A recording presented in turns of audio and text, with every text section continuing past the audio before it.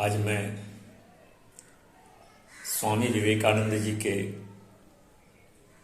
उन विचारों को आपके सामने रखना चाहता हूं जो हमारे भारतवर्ष की मूल आत्मा है। स्वामी जी ने कहा, मैं संत उन्हीं को मानता हूं जिनका दिल गरीबों के लिए रोता है, अन्यथा मैं और को संत मानता ही नहीं। जब किसी भी देश का कोई राजा भ्रष्ट होता है तो उस देश के सारे प्रजाओं में कुसंस्कार फैल जाता है और वह राज्य नष्ट नाबूद हो जाता है। लेकिन जब कोई संत पदभ्रष्ट होते हैं तो इसका प्रभाव संपूर्ण मानव जाति पर पड़ता है। इसलिए आज के परिवेश में मैं स्वामी जी के विचारों को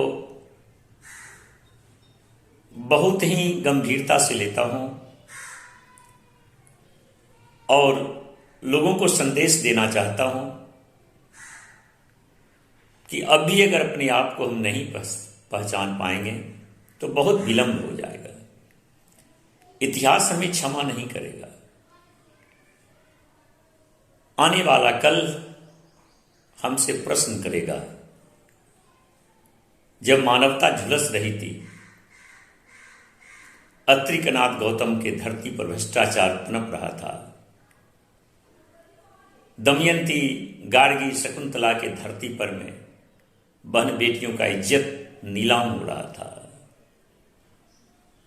तब आप कर क्या रहे थे? अन्याय सहना भी बहुत बड़ा जुल्म है। इसलिए आज मैं स्वामी जी के उन विचारों को आपके सामने रखते हुए यह कहना चाहूंगा कि सिर्फ हम वेदांत की ऊंची ऊंची चर्चाएं कर लें, हम गीता रामायण भागवत पर व्याख्यान दे दें, लेकिन जब तक उन गरीबों के लिए उनकी जो मूलभूत समस्याएं हैं उनका समाधान नहीं होगा तो क्या वो उपदेश उनके अंदर बदलाव ला सकता है?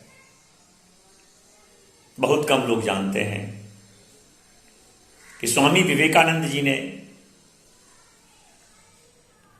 जब विदेश की धरती पर में लात रखा तो यह सोच करके अपने देश की दीनहीन अवस्था को देखते हुए कश्मीर से कन्याकुमारी तक उन्होंने परिभ्रमण करके देखा कि आज 80% लोगों के घर में दोनों टाइम चूल्हा नहीं जलता। इस समय अगर इन्हें वेदांत की शिक्षा दी जाए तो इनके साथ अन्याय होगा। पहले पेट में रोटी चाहिए, फिर वेदांत उनके जीवन को रूपांतरित कर देगा। और हमारे पास रोटी नहीं है, मेरे पास ज्ञान है, वेदांत है, लेकिन यह तब समझ पाएगा जब पेट में पहले रोटी होगी। और पश्चिम के साथ भौतिकता से वो परिपूर्ण है, लेकिन शांति नहीं है। उन्हें वेदांत की आवश्यकता है। इसलिए मैं सबसे पहले वेदांत मैं उनको दूंगा और बदले में अपने देश की गरीब जनता के लिए मैं व्यवस्था उनसे लूंगा। उन्होंने प्रयास किया। सबसे पहले तो उन्होंने अपने ही देश के राजा महाराजाओं के बीच जाकर के उन गरीब आम जनता के लिए उन्होंने सहयोग मांगा, लेकिन आश्वासन तो सबों ने दिया लेकिन उनके लिए, गरीबों के लिए कोई ठोस योजना नहीं बन पाया। जब तक हम शिक्षा के ऊपर एक ऐसा अभियान आरंभ नहीं करेंगे जिस शिक्षा के तहत संस्कार की प्रधानता हो, संस्कार युक्त शिक्षा एक नए समाज का सृजन करता है। हम सिर्फ शिक्षित होकर के अच्छे पदों पर हम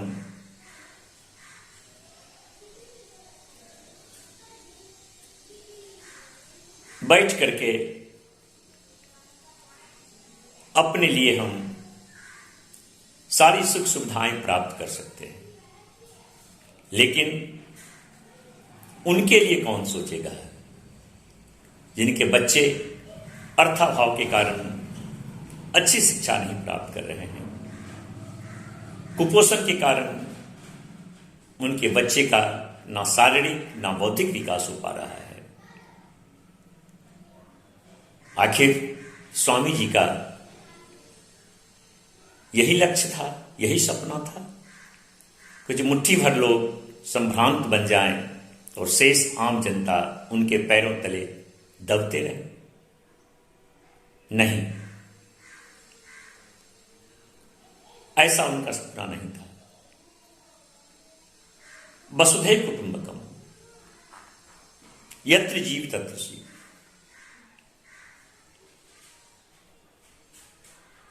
हम सब एक परमपिता परमात्मा के ही संतान हैं। हमें सबों के कल्याण के लिए सोचना होगा, आपसी भाईचारा बनाना होगा, ऊंच नीच का भेदभाव मिटाना होगा, जातीय दंश को समाप्त करना होगा। तभी जाकर के मेरा भारत ऋषिकालीन भारत बनेगा, जो भारत का मूल पहचान था, जिसके कारण भारत विश्व गुरु था। आज उसी कार्य को मूर्त रूप देने के लिए मैंने विवेकानंद वैदिक सनातन शक्ति पीठ की स्थापना किया, जहां से मैं एक संदेश संपूर्ण देशवासियों को देना चाहता हूं कि असंभव और मजबूरी कायरों का शब्द है, जो कुछ नहीं करना चाहते। वास्तव में अगर वह अपने मातृभूमि से प्रेम करते हैं, भगत सिंह, सुभाष चंद्र बोस, अशफाक उल्लाह, बटुकेश्वर दत्त जैसे क्रांतिकारियों के शहादत को सार्थक करना चाहते हैं, तो आए, विलंब नहीं करें, विवेकानंद वैदिक सनातन शक्ति पीठ से जुड़ें। और मैं विश्वास दिलाता हूं, बहुत ही कम समय में आपके जीवन को सुखमय बनाकर आपको गौरव प्राप्त करने का सौभाग्य प्राप्त होगा। बहुत ही जल्द, कम समय में अभियान आरंभ हो चुका है। अपने सनातन धर्म के द्वारा, अपने सनातन धर्म में मानव कल्याण के लिए जो विधि बताए गए हैं, उसके द्वारा आपके तमाम प्रकार की समस्याओं का समाधान, चाहे आप किसी भी बीमारियों से ग्रसित हैं, आपके घर में अशांति है, आप केस मुकदमा से जकड़े हुए हैं, आपकी बच्ची का विवाह नहीं हो पा रहा है, आपके घर में अशांति है, आपका व्यापार नहीं चल रहा है, या फिर किसी भी प्रकार की समस्याओं से ग्रसित हैं, तो आप जुड़ें, सदस्य बने, शक्तिपीठ साधक परिवार का अंग बने। जिससे मैं प्रत्येक दिन, प्रत्येक महीना आपसे मिल करके, आपसे बात करके आपके सभी समस्याओं का समाधान मैं आपको दूं। यह असंभव नहीं है, यह संभव है। मैं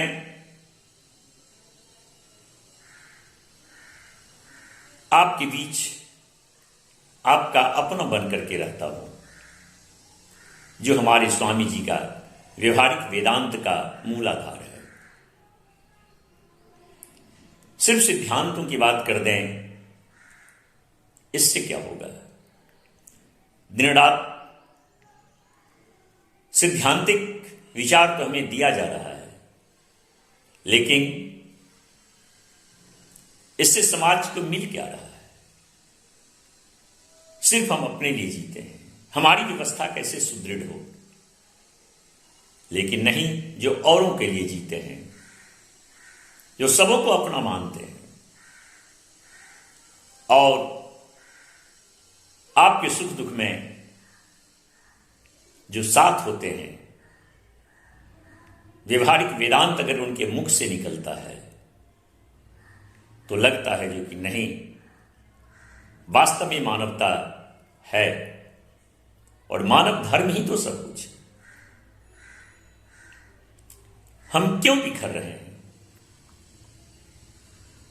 आखिर कब तक इस तरह से हम आपस में लड़ते रहेंगे, कटते रहेंगे, भेदभाव करते रहेंगे?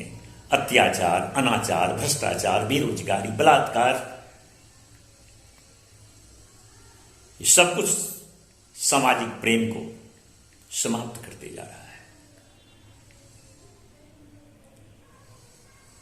इससे मैं दुखी हूं। जिस देश में स्वामी विवेकानंद जी, स्वामी दयानंद जी, स्वामी योगानंद जी, महर्षि अरविंद जैसे दिव्य पुरुषों ने अपने विचारों से सारे संसार को आलोकित किया, आज उसी देश में हम इतने कमजोर, दुर्बल, निसहाय बन करके जी रहे हैं। ये अच्छी बात नहीं है। जगे, जुड़े, शक्तिपीठ साधक परिवार का सदस्य बने। मैं आपके साथ हूं, आपके लिए हूं, आपके कल्याण के लिए हूं। मेरा प्रयास है मैं हर घर में एक ऐसा वातावरण तैयार करूं जो लगे जो कि मेरा घर ही स्वर्ग है, मेरा घर ही मंदिर है। प्रेममयी वातावरण समाज में आए और इस कार्य को आगे बढ़ाने के लिए मैं दिन रात प्रयत्नशील हूं, कार्य कर रहा हूं। आप लोगों का प्रेम भी मिल रहा है, लेकिन सिर्फ भोजन बना करके सामने रख देने मात्र से आपका पेट नहीं भरेगा। उसे खाना होगा उठा करके, तब संतुष्टि मिलेगी। सिर्फ अत्याचार है, भ्रष्टाचार है, अनाचार है, चारों ओर अंधकार ही अंधकार है। सिर्फ समस्या गिनाने से क्या समस्या का समाधान होगा? नहीं। सारी समस्याओं का समाधान लेकर के विवेकानंद वैदिक सनातन शक्तिपीठ के जितने भी साधक हैं आपके कल्याण के लिए लगे हुए हैं। आप उनसे जुड़े, मिले, सदस्य बने और अपनी समस्या के समाधान के लिए आप जानकारी प्राप्त कर अपने घर परिवार को सुखमय बनाएं। बस आज इतना ही। फिर अगले वीडियो में कुछ नया चीज लेकर के मैं आपके सामने प्रस्तुत होऊंगा। तब तक के लिए जय भारत, जय हिंद, जय सनातन, नमस्कार।